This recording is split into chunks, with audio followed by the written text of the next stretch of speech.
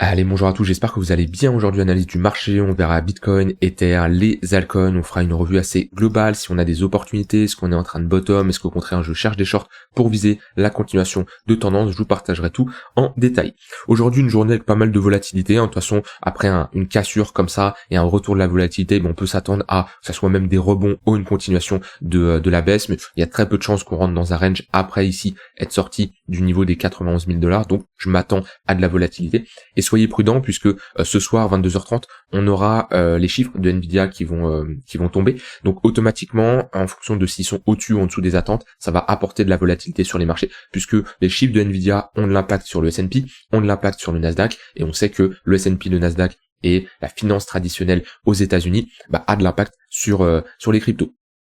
Donc soyez prudents, ce soir 22h30 environ, les chiffres qui tombent, s'ils sont au-dessus ou en dessous des attentes, on peut s'attendre bien sûr à un marché qui bouge. Maintenant, où est-ce qu'on en est sur le Bitcoin? Hier, on a une clôture daily qui n'est pas terrible. Alors oui, on a une petite réaction acheteuse, on le voit bien au niveau de cette mèche. Maintenant, la réaction acheteuse est trop limite. Et moi, je vous l'avais dit, les seules raisons qui pourraient me pousser à changer de biais, passer bullish et potentiellement chercher un long, c'était si on avait une réintégration de ce niveau-là. Ici, on a une bonne confluence, ça c'est un niveau de support qui fait maintenant office de résistance. On a notre value à réalo. Tant qu'on ne réintègre pas ce niveau-là, pour moi, je préfère ne rien faire. Alors, ne rien faire, je parle ici sur du moyen long terme. Sur du court terme, il y a des opportunités de continuation de tendance sur un marché comme ça qui est baissier, mais là pour le moment je m'adresse sur du moyen long terme. Et actuellement je suis patient, je préfère ne rien faire, et beaucoup sont dans l'overtrading, et je vois il y a des permabulls qui vont dire non, ici c'est pas une cassure, on va réintégrer. Être perma, que ça soit dans un côté ou un autre, que ça soit vous soyez permabull ou permabear, c'est pas la meilleure approche. Alors vaut mieux être permabull que permabear de manière générale. Pourquoi? Parce que les cryptos sont bullish sur du long terme. Quelqu'un qui est permabull gagnera beaucoup plus d'argent que quelqu'un qui est permabear. Le problème, c'est le permabull, quand on a comme ça des patterns potentiellement de distribution, il ne prend pas ses profits, il est 100% exposé aux cryptos, il n'a pas d'opportunité pour se positionner parce qu'il n'a pas de cash disponible et ne prend pas ses profits. Et le permabear, c'est le mec, au moment où j'ai fait une vidéo là, quand je vous ai clairement dit qu'on était potentiellement en train de bottom en juillet 2023, c'est le mec qui dit non, je peux pas me réexposer parce que je veux absolument jouer le pullback sur les 12-14 000 $ que tout le monde attendait. Et au final, il ne rentre jamais en position parce qu'il se dit ça va aller encore plus bas. Et cette personne-là, même si on va chercher son niveau, il se dira que ça va aller encore plus bas. Et il veut que ça aille encore plus bas. Et au final, c'est quelqu'un qui ne prend jamais de décision. Un côté, le permabull ne prend jamais de décision de vente, le permabear ne prend jamais de décision d'achat. Vaut mieux avoir un bien entre les deux, c'est-à-dire ni être permabull, ni être permabear, mais avoir la capacité de réduire son exposition quand il le faut, chose que j'ai fait maintenant il y a quelques semaines.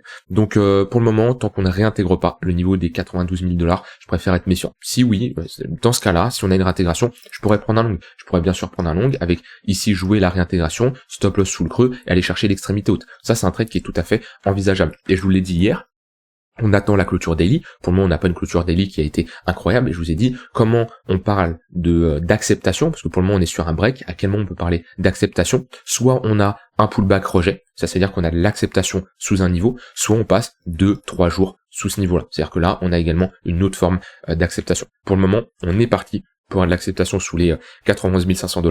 Donc comme j'ai dit, j'ai mon cash disponible et je patiente. Je patiente, soit avoir une réintégration, soit aller chercher le niveau des 72 000 $. Parce qu'on est quand même sur la cassure d'un range par le bas qui a duré 3 mois. C'est pas quelque chose non plus à prendre à la légère. Et oui, il peut y avoir des pièges en 1 heure, 4 heures. En général, les pièges en weekly sur les cryptos, sur le Bitcoin, sont assez rares. Quand on a comme ça des breaks, c'est souvent que le marché prend une direction qui est claire. Maintenant, on ne prévoit pas le futur. Et moi, en tant que trader, en tant qu'investisseur, je vais pas vous dire ce que la majorité des gens vous disent sur Internet, c'est-à-dire, oui, on va faire ça, puis on va faire ça, ici, tac, là, on va poser une pattern, ensuite 115. Non, moi, j'ai pas de boule de cristal. Personne peut anticiper le marché, ce qu'il va faire dans les prochaines minutes, prochaines heures, prochains jours, prochaines semaines, et prochainement, on peut aller comme ça jusqu'à l'infini. Bref, personne ne peut savoir. Moi, mon but, c'est de déterminer des niveaux où je suis susceptible d'avoir une réaction de marché en fonction, bien sûr, du contexte de marché. Et ensuite, c'est des probabilités ajustées à ma gestion du risque. Ça veut dire que je prends un risque à partir du moment où je rentre en position, et celui-là, il est maîtrisé en fonction de mes convictions sur une position. Jamais je suis sûr à 100% que le marché va faire ça. Alors oui, au bout d'un moment, j'ai envie de dire, faut porter ses couilles, et ça fait partie du trading, de l'investissement. quand je sors ici à 101 500 $ parce que je me dis que le marché est bearish, qu'il y en a plein qui me disent non, tu fais n'importe quoi, on va repartir en ATH, tout ça, qu'il y a tout le marché qui est bullish, bah c'est souvent compliqué d'être en mode contrarien, ça veut dire faire l'inverse de ce que la majorité des gens font. C'est souvent ce qu'il faut faire, sauf que c'est dur, parce que quand il y a tout le monde qui te répète que non, tu te trompes, non, le marché va faire ci, le marché va faire ça, bah c'est pas facile, et tu peux te laisser facilement influencer. Donc voilà, mon plan ne change pas sur le Bitcoin, moi le prochain target 72 000 $, sauf si on a une réintégration des 90 000 $. Quelqu'un qui m'a posé, c'est quoi le coût de production moyen d'un Bitcoin? Faut que je retourne sur des sites que j'utilisais avant, que je n'ai pas retrouvé, je pense qu'ils n'existent plus, mais qui me permettent d'avoir des métriques on-chain sur les activités de minage, mais actuellement, moi j'utilise toujours cet indicateur depuis un long moment. Bitcoin Production Cost, faut se mettre en daily, hop, alors je vais juste le paramétrer, parfait, bah j'ai tout ce qu'il me faut, 0,035, on est bon, et ça me permet d'avoir le coût moyen de production d'un BTC, et ça me permet tout simplement de voir à peu près le prix plancher que pour aller chercher le Bitcoin. Ce qu'il faut savoir, c'est que miner du Bitcoin, ça a un coût. Ça a un coût d'électricité, ça a un coût de ressources, parce que c'est des composants informatiques qui sont tout simplement achetés, et automatiquement, le retour sur investissement, bah, c'est les Bitcoins qui sont tout simplement minés et générés, qui peuvent être bien sûr revendus ensuite par les mineurs. Donc automatiquement, en fonction des coûts que ça va avoir, et depuis qu'on a le halving, on a doublé le coût de production. Pourquoi? Parce que la récompense est divisée par 2, donc automatiquement, le coût de production double. Et c'est souvent un point clé pour identifier des bottoms. On voit que on a été chercher ce coût de production en juin 2022, en novembre 2022, et souvent c'est des niveaux où on pose un bottom. On n'est pas obligé d'aller chercher le prix plancher, qui était ici à 11 000 $, d'accord? Mais déjà, on voit que là, dans cette zone-là, si on commence à aller chercher 70 000 $, c'est un niveau important, et le niveau bas là, c'est les 41 000 $. Ce qui veut dire que, pour moi ici, si je dois identifier ceux qui sont investis sur le Bitcoin, je dirais tous ceux qui sont positionnés entre les 15 000 jusqu'aux 35-40 000, il y a très peu de chances que le marché revienne chercher si bas. Pour être sûr, allez, 30 000. Cette zone-là, j'ai envie de dire, les gens qui ont un prix moyen d'achat sur le Bitcoin ici, vous êtes, on va dire, safe. Il y a très très peu de chances, je peux pas dire c'est sûr à 100%, mais il y a très très peu de chances qu'on revienne chercher ici un niveau aussi bas. Après, un marché qui revient chercher jusqu'aux 40 000 $, j'ai envie de dire, ça me surprendrait pas. Je dis pas que c'est ce qui va se passer, je dis juste que c'est quelque chose qui ne me surprendrait pas. Et bien sûr, tous ceux qui sont rentrés 100, 110 000 $, automatiquement, ils sont en perte à l'heure actuelle. Et le marché, il peut se comporter de cycle en cycle, comme il a toujours fait. C'est-à-dire, allez, hop, je vais changer de charte. Avoir un cycle haussier, pump, on prend un Fibo, il retourne où? Dans sa zone de rechargement longue, entre les 0,118 et les 0,786, il pose un bottom, il repart en hausse, hop, on retrace un Fibo, il retourne où? Entre sa zone de rechargement, 0,118 et 0,786. On repart en hausse, il retrace, il pose un top, et il revient où? Entre les 0,118 et 0,786. Je dis pas que c'est ce qui va se passer actuellement. Je dis juste que si les cycles se répètent, et c'est vrai que ces cycles ont été quand même différents parce qu'on a fait un ATH avant l'halving, mais peu importe, si on doit retracer, avoir un Bitcoin qui retourne chercher 50 000 $, j'ai pas envie de dire que c'est impossible. On est sur un moins 50%. Bitcoin a déjà pris des moins 76%. Alors là, il y en a qui vont me dire oui, c'est différent. Il y a l'arrivée des institutions, il y a beaucoup plus de liquidité, donc on a un marché qui est moins volatile. Et ça, je l'entends parce que les cycles, plus ils passent, plus on dump moins. On le voit bien. Hop. Ici, on prend un moins 87. Ici, on prend un moins 84. Et ici, on prend un moins 77. Voilà. Donc, automatiquement, oui, on voit que la volatilité est beaucoup plus faible et les mouvements baissiers sont moins importants. Mais rien n'empêche le Bitcoin de prendre un moins 50%. Et le marché est imprévisible. Et si vous pensez que c'est impossible, il n'y a rien qu'impossible pour le marché. Et même si je prends des actifs beaucoup plus capitalisés, notamment le S&P, S&P ici c'est moins 27%. Donc je pense que si le S&P peut prendre un moins 27%, si le Nasdaq ici peut prendre un moins 37%, c'est que le Bitcoin peut prendre un moins 50% en toute objectivité. C'est pas pour ça qu'il va le faire, et c'est pour ça j'ai un plan, et je voulais partager. C'est-à-dire que moi, la première zone long terme où je rentrerai en position sur le Bitcoin, 72 000 $, la deuxième, 50 000 $. Et entre-temps, je vais le trader en fonction de comment il évolue. Aujourd'hui, on a toujours une dynamique qui est baissière. On le voit bien, des moyens mobiles qui sont toujours orientés à la baisse. Comme je vous ai dit, quand on a comme ça une tendance qui est baissière, et n'oubliez pas ce niveau de polarité qu'on a cassé, 90 000 $. Pour ceux qui se rappellent, j'en ai parlé il y a plusieurs mois maintenant, si on passe au-dessus des 101 500 $, j'ai un biais bullish. entre 101 500 et 90 000 $, j'ai un biais neutre, je réduis mon exposition, je me méfie, et quand on passe sous les 90 000 $, j'ai un biais bearish. Biais bearish, ça veut dire que je vais travailler le marché dans le sens de sa tendance. Ici, la tendance est comment? La tendance, elle est baissière. Donc automatiquement, je vais chercher des shorts en visant la continuation de tendance. Aujourd'hui, on est revenu chercher le point pivot daily, réaction vendeuse. On a été chercher le point pivot daily support 1, on est le prochain. On a eu une réaction acheteuse. Pour le moment, on est dans un petit range. Maintenant, des ranges pressés par des dynamiques qui sont baissières ont plus de chances de continuer dans le sens de la tendance initiale. Si on revient chercher le tunnel 15 minutes, c'est des bonnes zones pour chercher des shorts. Si on revient chercher le tunnel 1 heure, c'est également des bonnes zones pour chercher des shorts.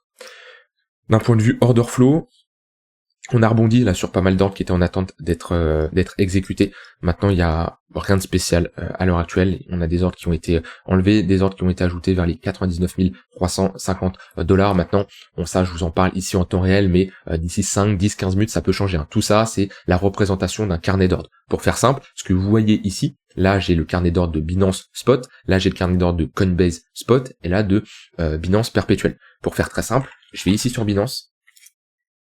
Hop. Ici, trader, spot.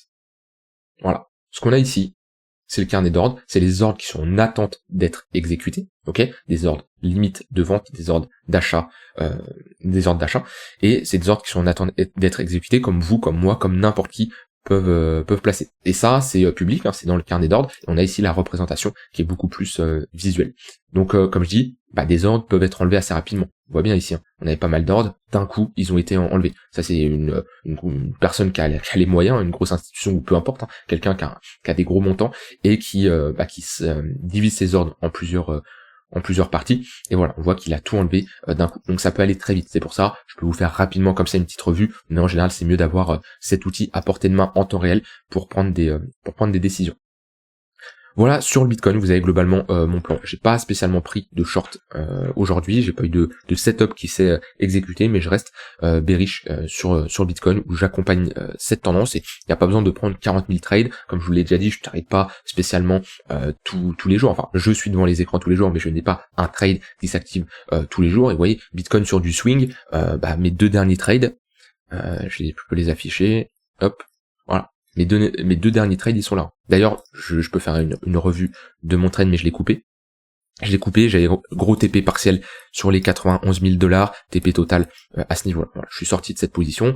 Le dernier swing avant celui-là que j'avais pris, c'était celui-là où on est revenu chercher les 101 200 $. Voilà. Des swings, j'en prends pas tout le temps. Ça dépend de mes convictions, ça dépend de mes setups qui s'enclenchent.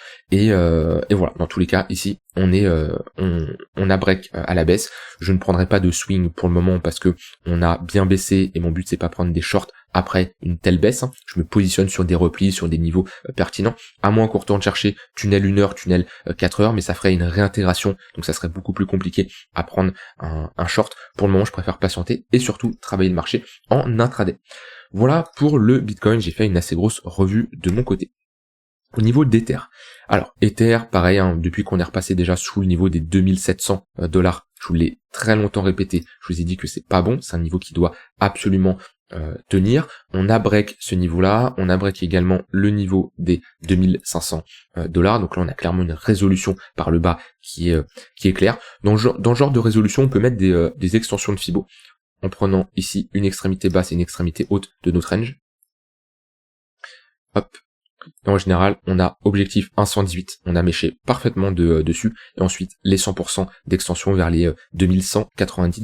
Donc ça, c'est notre zone d'extension, de prise de profit théorique, où techniquement, les shorters de ce range-là prennent leur profit dans des extensions comme ça, 1 pour 1. En général, on va chercher les 100% d'extension, et automatiquement, des shorts qui clôturent leur position, ils rachètent leur position, et on peut s'attendre à une réaction acheteuse. Alors c'est pas pour ça qu'on va pump, mais on peut s'attendre à un ralentissement, comme on a eu par exemple ici. Parce que ce qui fait augmenter le prix, c'est des buy market, d'accord? Sauf que les buy market, on peut les avoir soit par une personne qui achète directement au marché, soit quelqu'un qui coupe un short. Je vous rappelle, quand vous rentrez en position, si vous êtes un acheteur, ça, on va dire que on a une demande qui arrive sur le marché, ok? Quand vous êtes un shorter, il y a de l'offre qui arrive sur le marché, je fais au plus simple. Par contre, quand vous clôturez votre position, ça a un impact aussi sur le marché. Quand vous êtes un acheteur et vous clôturez votre position, c'est une vente.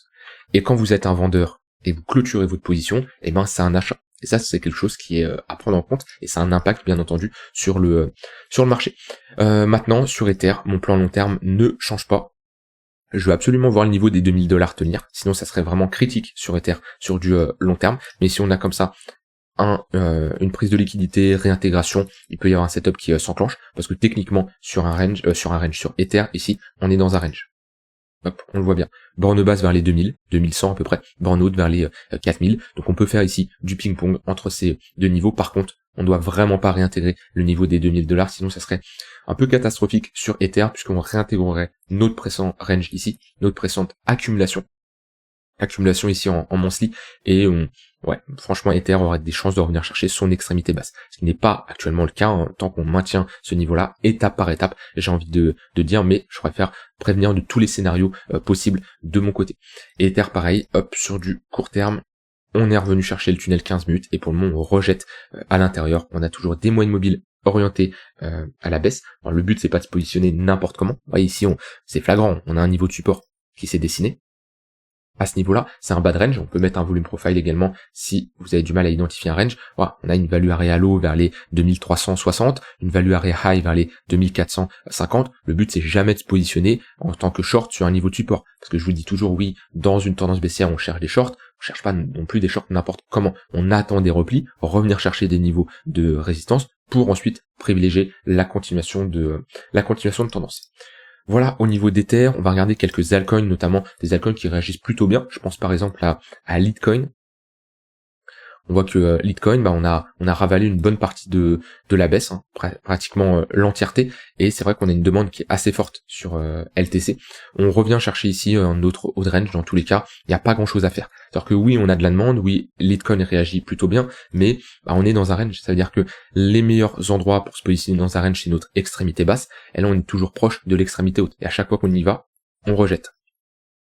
Vous voyez, ça reste compliqué de chercher des longues ici, puisqu'on est assez proche de la borne haute. Si on a un long ici, à moins de faire vraiment de l'intraday et d'avoir une invalidation courte, là comme ça sur du swing, il y a une invalidation sous ce creux-là, voire une invalidation sous le range, sauf que on n'a pas un risk-reward intéressant. Et si on veut un risk-reward intéressant, on est obligé de anticiper d'avance la cassure de ce range-là et d'aller chercher quand même une target assez importante pour avoir du 2 pour 1, il faut aller chercher les 200 $.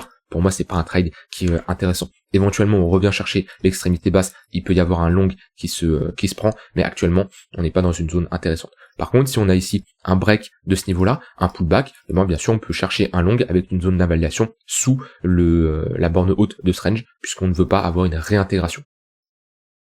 LTC, c'est pas mal, on a DOT, APT qui réagit plutôt bien, on a TIA, Hope, également, on peut check TIA, il a bien retracé TIA depuis son top.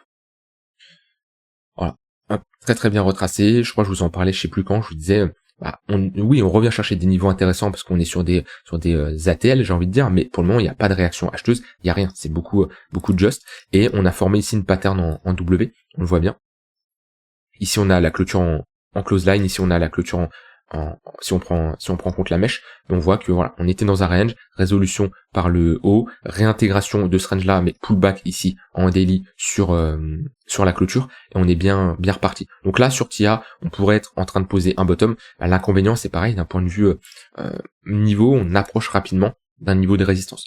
Donc c'est là où ça dépend bien sûr de votre risque, de votre conviction, au vu du contexte de marché. Moi personnellement, comme je l'ai dit, même si on a des rebonds sur des altcoins, je préfère travailler les cryptos qui sont faibles en cherchant des shorts que travailler les cryptos qui sont fortes. On a souvent et très très souvent ensemble travaillé les cryptos qui étaient fortes, en regardant ici ce dashboard là qui me permet d'avoir tout simplement une représentation globale des cryptos qui performent bien et des cryptos qui ne performent pas bien tout simplement.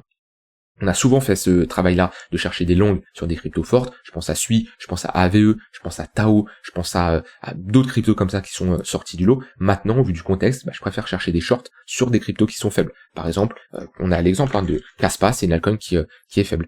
Kaspa, voilà, à corrige, elle est pas terrible, elle est sous ses moyennes mobiles, on a rejeté dans le tunnel 4 heures, pour faire de la continuation de tendance à la baisse, c'est plutôt pas mal. Voilà, on revient chercher le tunnel 1 heure, on voit que le tunnel 15 minutes, et le tunnel 15 minutes depuis un moment, c'est intéressant pour faire de la continuation de tendance et chercher des shorts. Maintenant, on approche d'un niveau de support, puisque là, on est bloqué dans un range, c'est pas le meilleur niveau pour prendre des shorts, vu qu'on est proche d'une extrémité basse.